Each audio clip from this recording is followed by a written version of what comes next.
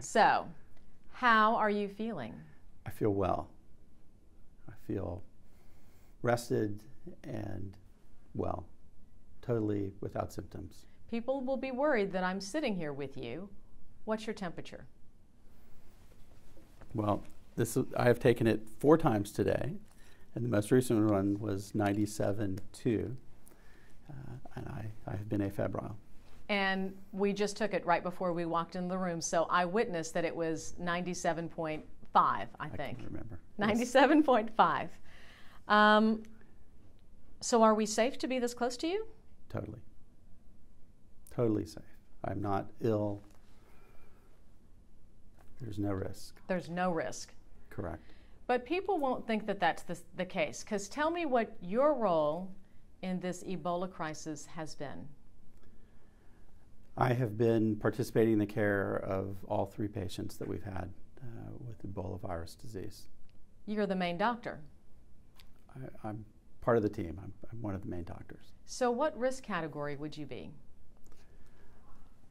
I think I would be, according to their stratification, I think I would be low to no apparent risk. I think I'm no apparent risk because I have had exposure to the patients, but I have not had any exposures to body fluids when I've not been completely protected and covered. I think the public would dispute that because 2 other nurses that came to this hospital were also apparently low risk, were fully gowned, and now they are sick with Ebola. Should you not be high risk? My only interactions with any of these patients have been in complete covered respirators, no skin showing to the outside world, the exact same personal protection equipment, PPE, that they're using today at the NIH and at Emory Hospital. But early on that wasn't the case. Every interaction that I've had with these patients has been in that exact manner. So you consider yourself to be low risk? At most. I think I'm no risk. Okay. So tell me about where you were, what your reaction was when you heard that there was a probable Ebola patient coming in. I don't remember where I was. It's been 19 days. Somewhat of a blur. I really don't remember where I was. I think I was in the intensive care unit and was told of that by one of our nursing supervisors. Your reaction? You know, there's lots of reactions initially. It's that can't be, I think, the same reactions that most people would have at that point in time. Not today, but at that point. That can't be right. Doesn't seem right. That's not likely. Let's find out what the real story is. I think those were my initial thoughts. And then it turned out to be true. Correct. Tell me about the first time you saw Thomas Duncan. I saw Mr. Duncan on the day after he developed respiratory failure and was sedated and comfortable and deeply sedated on a ventilator, breathing for him and on a dialysis machine. Was this early on? This was, he had been in the hospital for a few days. I was not right at the beginning. He came in and was not unstable when he first came. He was sick but not unstable, and then he deteriorated over the weekend. Were you part of the care from the very beginning of Thomas Duncan or later on? Later on. Later on. So you did not see him? Correct. All right. Do you know what the other patients were in the ICU? When they brought him in, do you know, were there other patients in the ICU? Were they moved? Were they moved after he was up there? No, everyone was moved. He was not moved to the intensive care unit until the intensive care unit had been cleared of other patients and set up so that we could do the things we needed to do as far as putting on and taking off personal protection equipment in the intensive care unit. So There was no one in the unit when he came. Okay, so when he was moved up there, the unit had already been cleared. Correct. Okay. Were you assigned to the case, or did you volunteer? I was on, and no different than if you came in ill. This is what I do. I was on, and it was my job to care for him, and that's what I did. What about the nurses? The nurses volunteered. We had an amazing, unbelievable team of nurses and respiratory therapists and housekeepers and everybody involved that's involved in the care of a patient. Pharmacists, emotional support team, and an unbelievable team of people who have poured their hearts out for the last 19 days. Did any of them say why they would volunteer for such a dangerous and frankly uncharted job here? Nobody questioned it. It's been so heartwarming. This kind of illness, this process that we've been through, is the essence of nursing. This is the epitome of healthcare. Somebody's sick and needs our help, and we provided the help that they needed. This is what we do. Nobody said no. If they would have voiced concerns, would you have said okay? Of course. And there was frequent support offered, questioning, are you okay? Are you doing okay? To everybody in the team, from the top to the bottom. And nobody backed off. They all wanted to be there and be part of it. Correct. Talk to me about Thomas Duncan, his condition and his symptoms. In the public, we hear a lot about what Ebola must look like. We've seen it in Africa, though. We've heard stories about bleeding from eyeballs and projectile vomiting. What does an Ebola patient look like? When I began my involvement in his care, he was completely sedated and comfortable and not moving because of the medications that we were giving him. He had his body fluids were being controlled. They were being collected and controlled. So he had a tube in his nostril to drain your stomach contents, so there was no vomiting. He had a catheter in his bladder to collect his urine, so there was no urine, and the same thing for his stool. Because we had heard that there were reports from cleaning crews that there was profuse waste on the floor of his room from vomiting and other things. Is that not true? Again, from the point of my involvement, when I saw him, he had already deteriorated significantly and was critically ill and was on a ventilator, asleep, pharmacologically, medically, in a coma. I'm wondering why he wasn't put into that condition from the beginning then. If that was possible to put him in that position where he was calm and you could collect all those body fluids, why wasn't that done from the start? Well, the collection of body fluids was done as soon as it could be done. And to put somebody into a pharmacologic coma in and of itself has risks. So we don't do those things in any patient unless it's medically indicated. So we wouldn't put a patient on a ventilator because, willy-nilly. We put people on ventilators because they have respiratory failure. Collecting the body fluids was in fact done as soon as it could be done. Explain what that means. I don't know what that means. Collecting the body fluids was done as soon as they could be done. Does that mean in the first day? I don't know. I don't know exactly when it was put in, but when he developed significant diarrhea, a tube was placed to collect the diarrhea. But I don't, off the top of my head, know exactly the date that it was put in. So you didn't see essentially Armageddon in the room? Correct. That's correct.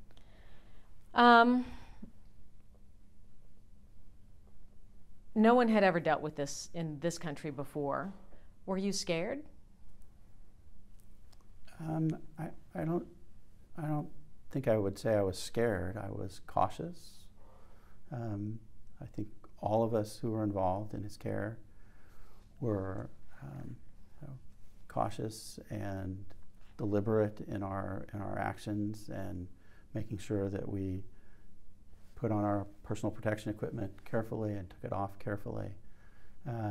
Certainly, we understood that there were risks, but I didn't lay awake and think about it.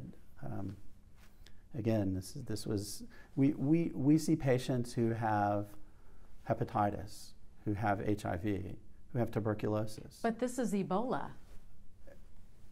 They're all communicable diseases. They all could be passed to the caregivers, and we take appropriate precautions, and we take care of the patients. This is a patient in need. This was a man who was ill, who presented to our doorsteps, and we took care of him. But this was Ebola. You can live with hepatitis and HIV. Very few people live after they are infected with Ebola. Were you not thinking, I'm putting my life on the line here and I'm engaged to be married? I did not have those thoughts. I thought about the things that I needed to do and that the team needed to do, and it would come as no surprise there was lots and lots and lots of things to do. So he had a different physician that was managing his care earlier on, is that correct? Correct. Was it just one physician? Is there more than one?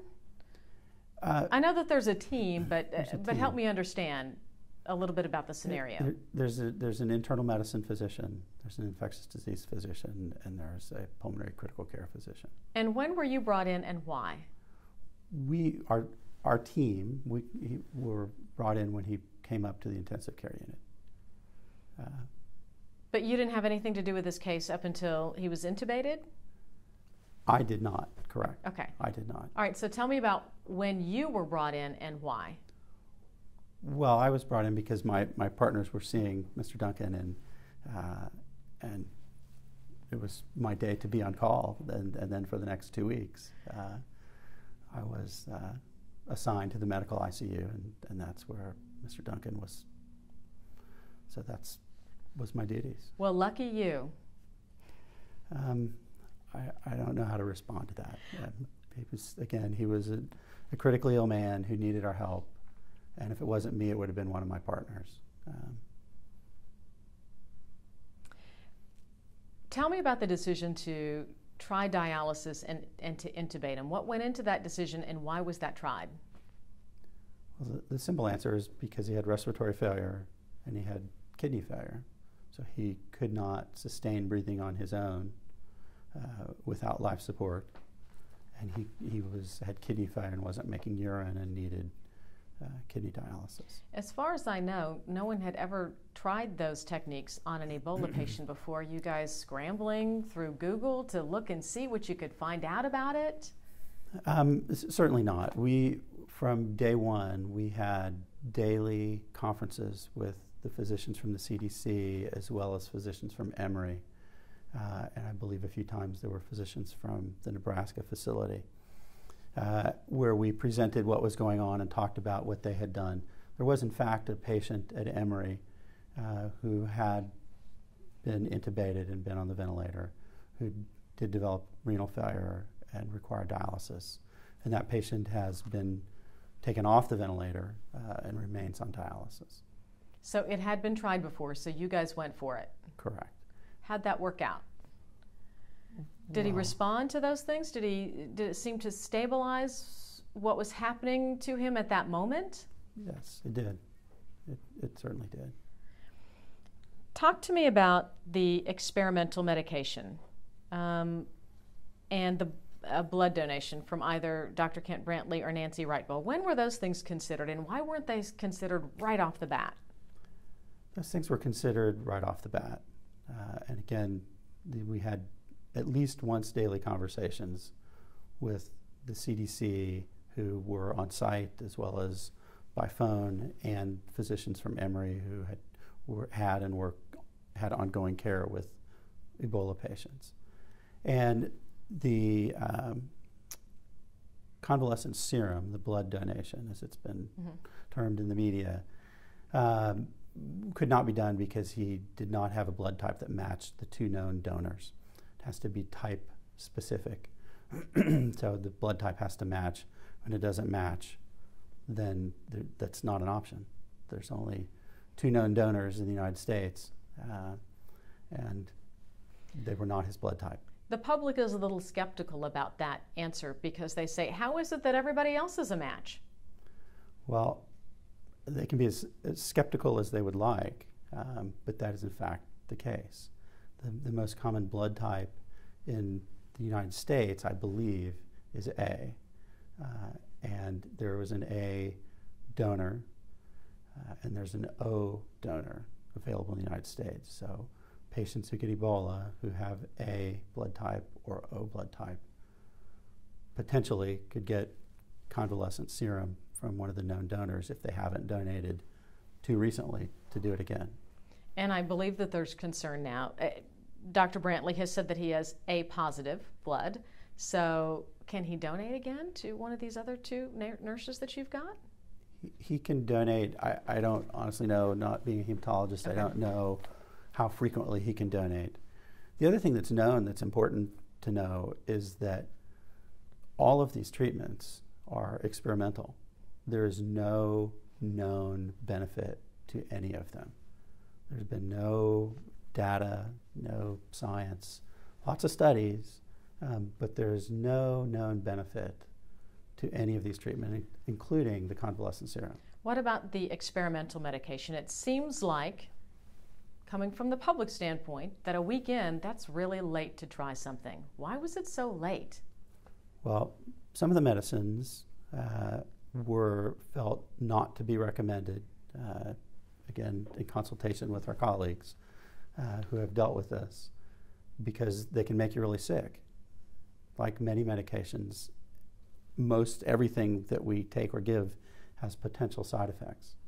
And the experience with one of the experimental medicines in the hands of or in the patient, one of the patients in Emory, they felt like made the patient pretty sick, and we had a patient who was already pretty darn sick, and they recommended that we not do that. They thought that could potentially make him more ill, not less. And again, there's no evidence, no proof that has anything to benefit. Why was the decision made to try the one that you tried? And tell me the name and why you decided to try that one at that particular time.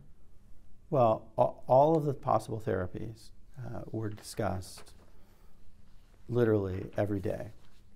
And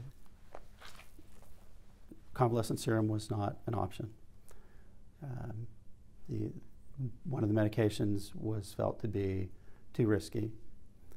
One of the medications, we were told by everyone, was non-existent, ZMapp, unavailable.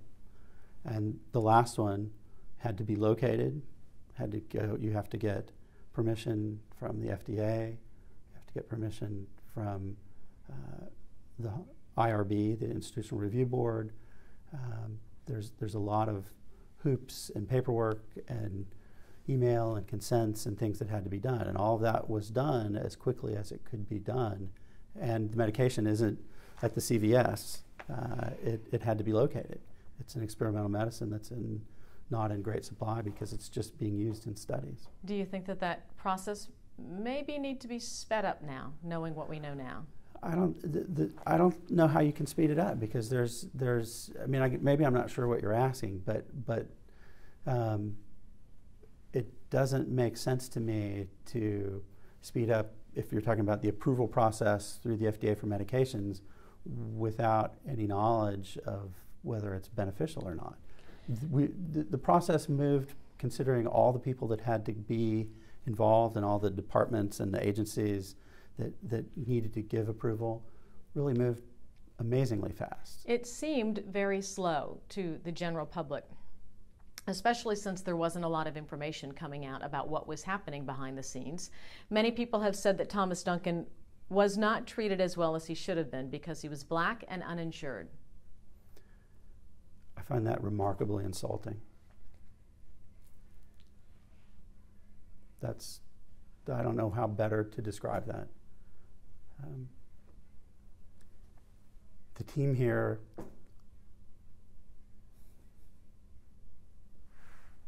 worked their tails off to try and save his life.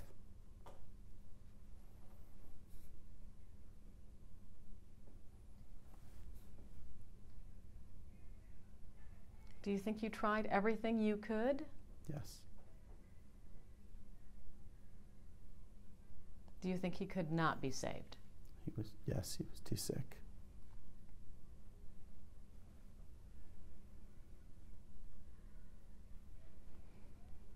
What was your reaction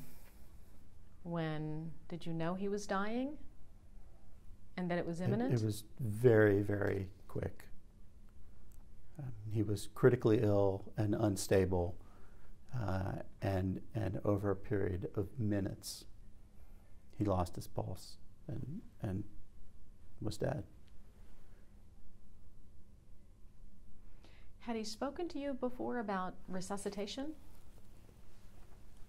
Yes, he had. He spoke to one of my partners, and he did not want chest compressions.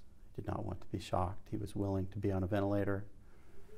He was willing to have dialysis, but he was willing to be on blood pressure medicines to try and augment his blood pressure. What was his reason for not wanting to be resuscitated? Not being the one to talk to him, I don't know the answer to that. Well, as far as you know, on your conversations with other physicians and other nurses, was he coherent? Did he understand? Can we get a tissue maybe? Yeah. He was completely coherent. There's a tissue right here.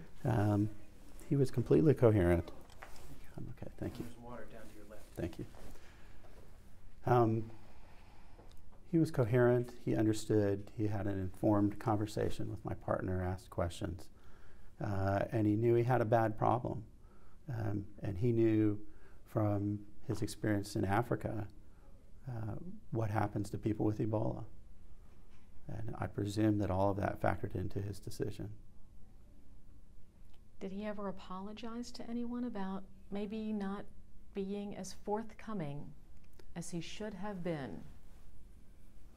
Not to my knowledge, and this is a amped up topic. I don't know what the right word is, but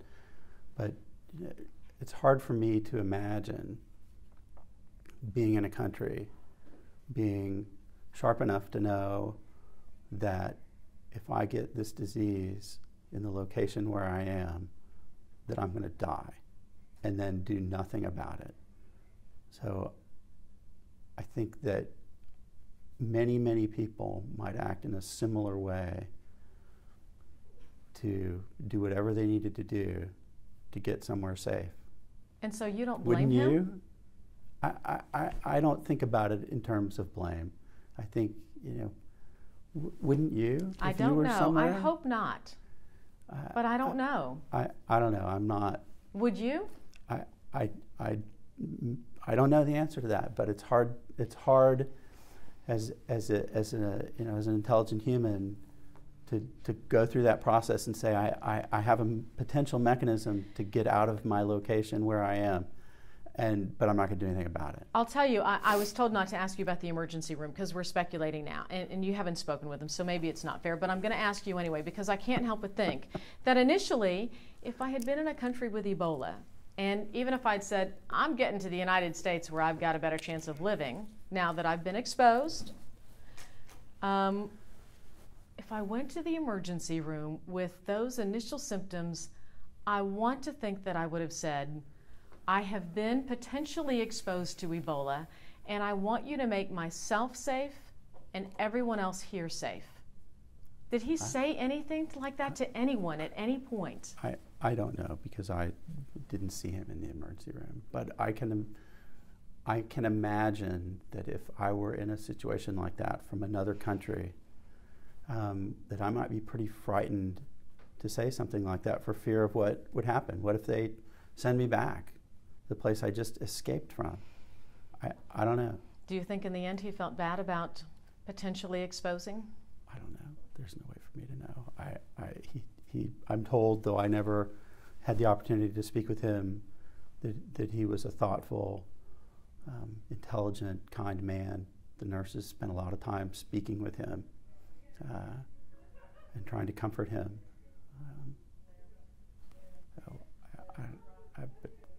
So if those are the kinds of thoughts that a thoughtful, kind man would have, then he probably did.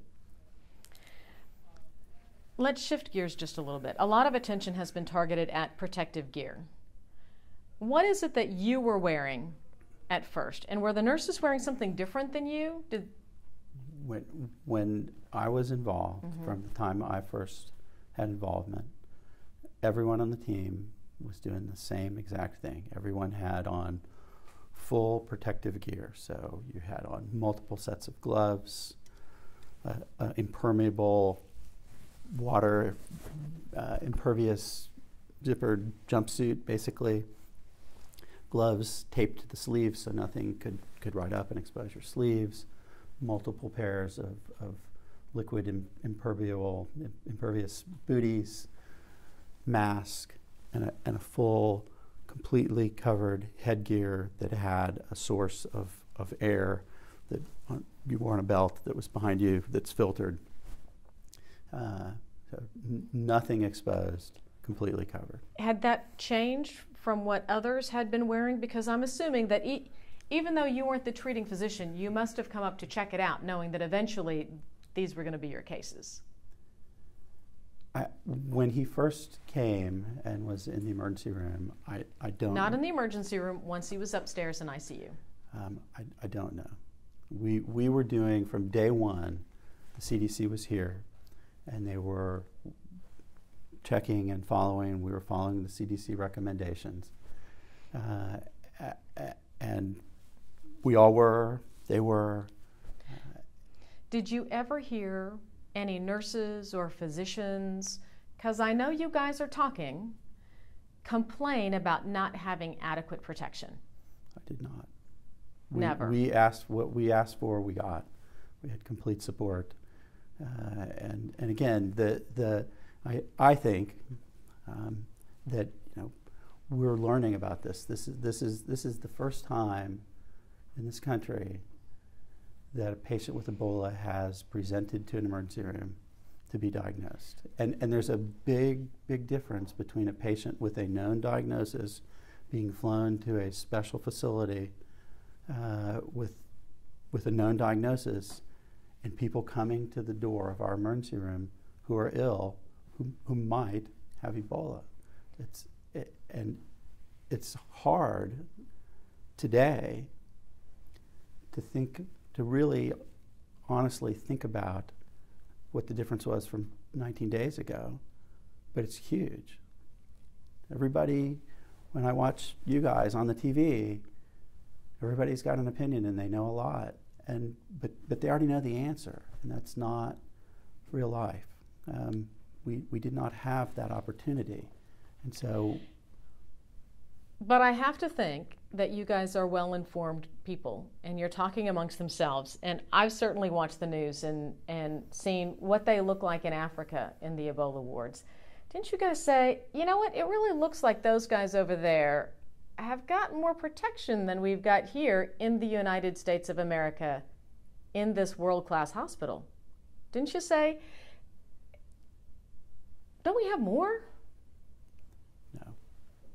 You didn't? No. The experts were here. We look up the guidelines online and see what's recommended. We know that the disease is not spread.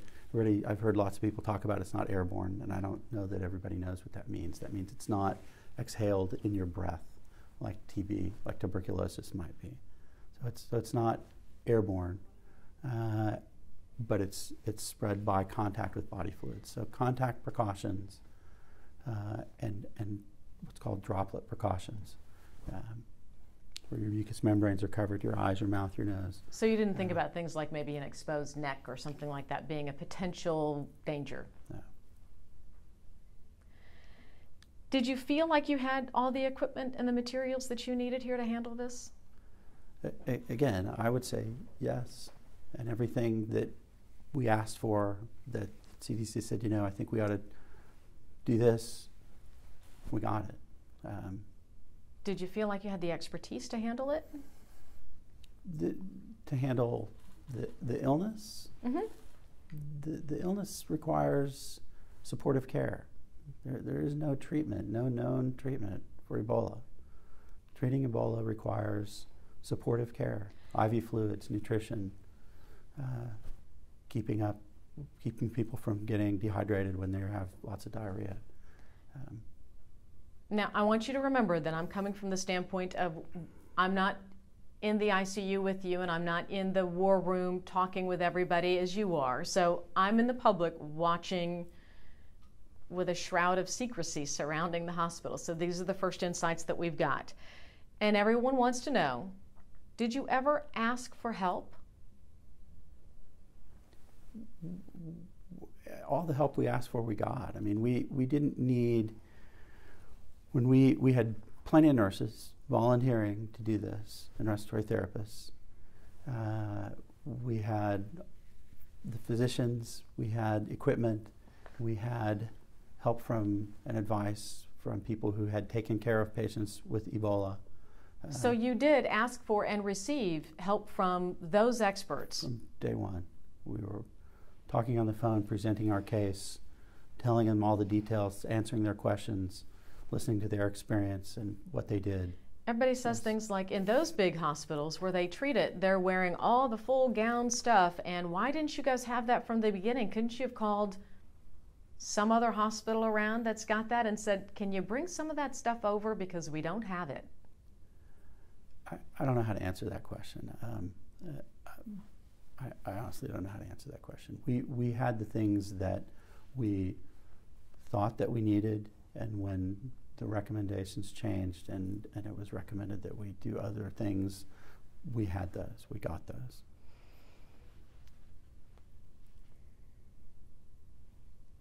I think everybody was taking a sigh of relief that things had been contained to one person, and then Nina Pham came in. Did you know she was coming in? No. When did you find out?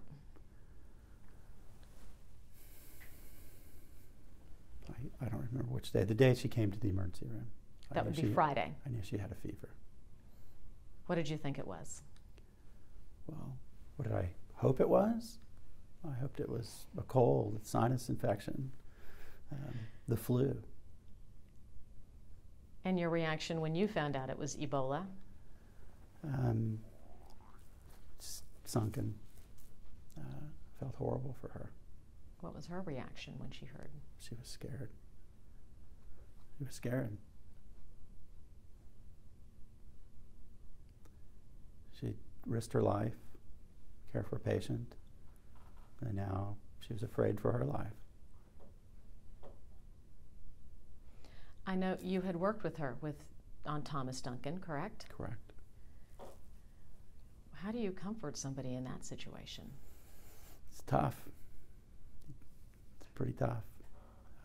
But you couldn't even give her a hug. Certainly not. Certainly not like you'd want a hug. A hug through a couple layers of plastic is probably not as comforting as she needed. Did you do that? You bet I did.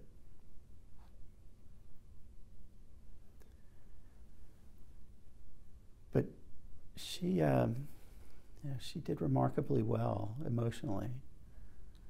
I think once she got over the initial fear and concern, and was surrounded by her friends and colleagues that she knew would care for her so well, just like she cared for Mr. Duncan. That was comforting and reassuring. What was her initial symptom? Fever. Very low grade. Lowish. Well, I don't think she...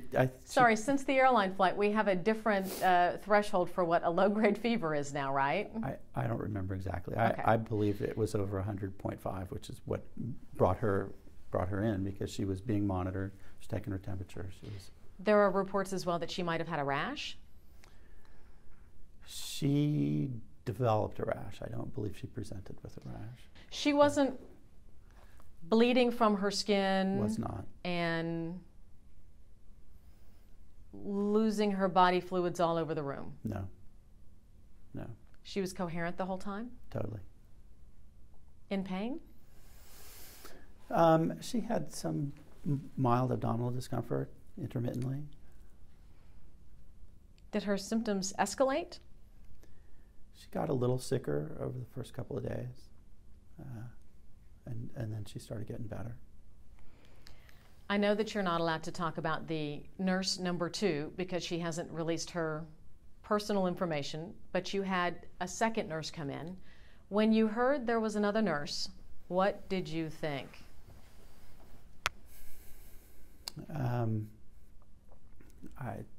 I think I had the same emotions that everybody would.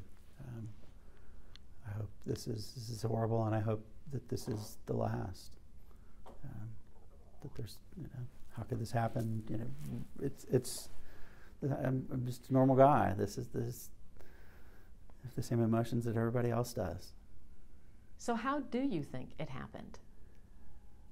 I think that these 2 nurses took care of a critically ill patient at a time when he was not in control of his body fluids, and at a time when the recommendations from the CDC that we were following did not include the full respiratory mask. I don't know that, but that's what one person thinks. That's me. It's not based on science. It's not based on anything I saw. It's just trying to be thoughtful and think about the risks now that we now know. Do you think there will be more? I don't think so.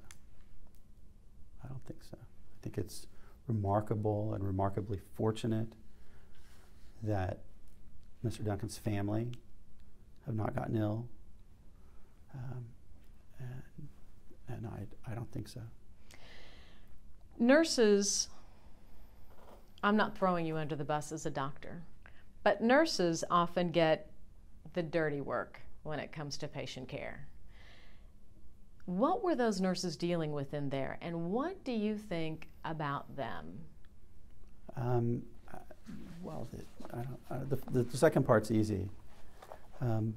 They're all unbelievable heroes. The nurses, the respiratory therapists, the people who participated in the care selflessly of these patients with a disease that is potentially deadly.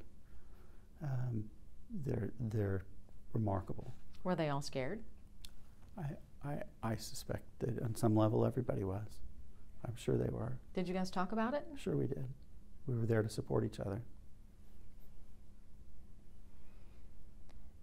Knowing what you know now, do you think this hospital was ready? I think we were just as ready as every other hospital in this country, save the 4 who have level 4 containment units. Are you ready now? I would say we're more ready than any hospital in this country, on equal par with the 4 hospitals with level 4 containment facilities. Except for staffing issues. That's a whole other story. So I know that you thwarted a robbery in the middle of all this. A bad guy came in to rob nurses, and I know this because my photographer that day helped chase down the bad guy and return those belongings to you in the parking lot. Good job, Thank you. first of all. But secondly, you ran outside the hospital, which leads me to ask you, should you have done that? Because he might have had a weapon and attacked me? Because you were treating patients, or a patient at that time, with Ebola. Yes. If there's no risk. When we go see a patient with Ebola, you take off all your clothes, all your street clothes, everything. It never gets anywhere close to the room. You put on disposable scrubs. You put on all the layers. And the last thing you do after you take it all off carefully is you shower. You completely shower. and then and only then do you get back in your street clothes. And so you were safe. I was totally safe. The bad guy, not so much. Well, I wish we'd thwarted him. He got away, but the goods did not. That leads me to my next question. Since you were hustling outside of the hospital, and I knew that you knew that some people's belongings had been stolen, were you treating other patients at that time? My primary concern with the Ebola patients and the unbelievable hours of dealing with all of this. Are you or should you be in isolation now? Because your 21-day incubation period starts today. Yesterday. I am not quarantined. I've been asked not to go in public places, not to ride public transportation, not to go to places where the public congregates. And you won't do that? Correct. I'll miss my son's last home football game as a senior. Make sure somebody has it Skyped for you. Somebody will take pictures. Skype is better. They can do that live, right? So you'll miss that. When is that happening? Tonight. I'm sorry. Did anyone ever tell you before yesterday that it was unwise to travel, use public transportation, go to the grocery store? We've been monitoring our temperatures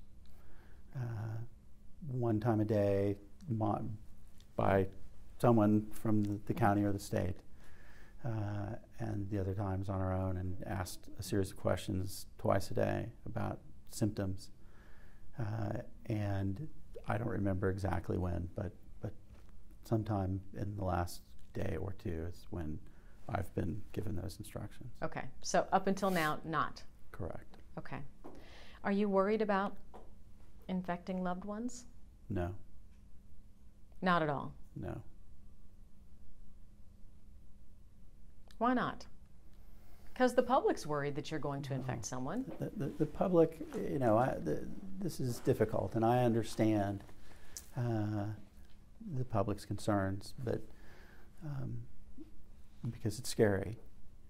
But I know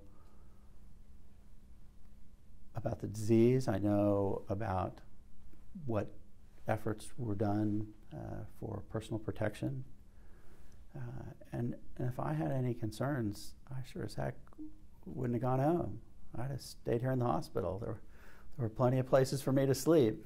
But there are two others that also did not have concerns, and they went home, and we have people that took trips, and the public says, come on, it's common sense. We're dealing with something that we've never seen here before. Stay home. Isolate yourself. Be safe for our sake. Well, again, I can't address all of the public's concerns, but I can feel confident that I'm safe in protecting my family. I wouldn't do anything that would put my family at risk, which in turn means I'm not going to put anybody else at risk. Are you worried about the stigma of being the Ebola doctor? The stigma to the nurses that had Ebola? I don't know what's going to happen. I think time will answer that question. I think that, I know that people's lives are being affected, and I don't, you know, obviously the patients who've had this disease have been terribly affected, but the caregivers have had babysitters go home, people who won't come to their house, their kids sent home from school. There's lots and lots and lots of uninformed, irrational fears, and I'm not saying that this isn't a scary thing that we need to be very careful about, but these people, these nurses, these therapists, they are truly heroes. This has not happened before, and they selflessly gave of themselves to care for these patients, and they shouldn't be shunned. They're not infectious. They're not scary people. What about this hospital's reputation? It's going to take some recovering. People are frightened. What would you tell people that are afraid to come here?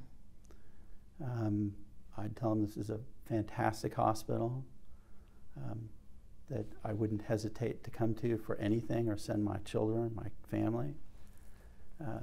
I've brought my family here from out of town to come to this hospital. And they're just going to have to figure out, they're going to have to see with time, they're going to have to get over their concerns. We will recover. We have a fantastic crew and a fantastic administration, and everybody's been supportive and been there for all of us, and we'll recover. Hopefully it won't take too much time.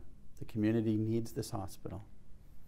You may be one of only a couple of physicians in the United States of America that has treated 3 Ebola patients. Does that mean anything to you? Or are you just a guy doing a job? I think I'm a guy doing my job, doing it as well as I can. Do you think you're a hero? No. Are you okay if the public thinks that you are?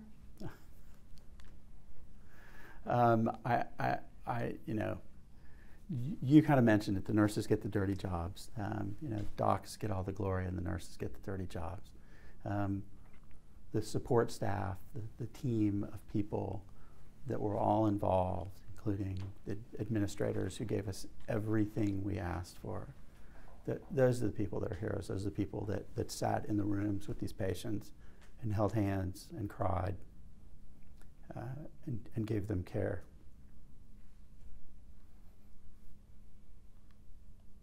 Those are the heroes. Yes. I think you're not so bad yourself. Thank you. Thanks for talking to us.